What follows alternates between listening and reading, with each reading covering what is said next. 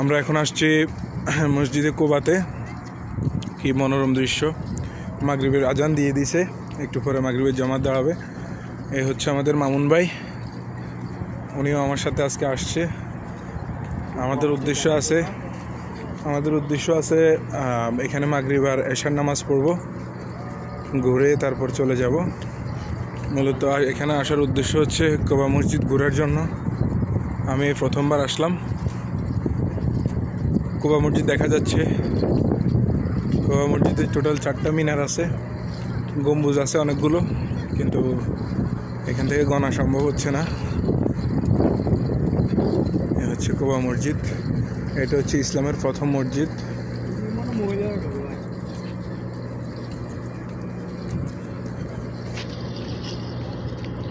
আমাদের নবীজি সাল্লাল্লাহু আলাইহি সাল্লাম যখন মক্কা থেকে মদিনায় আসতেছিলেন, তখন এই কুবা নামক স্থান, এই জায়গার নামে হচ্ছে কুবা।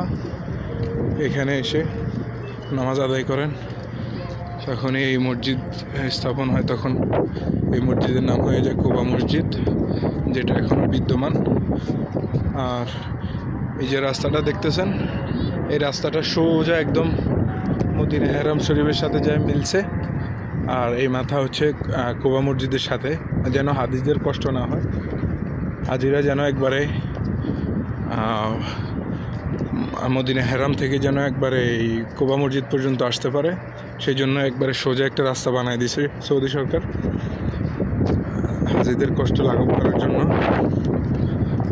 তো এই হচ্ছে কুবা মসজিদ। ইনশাল্লাহ ভিতরের অংশ দেখাবো ভিতরে গেলে।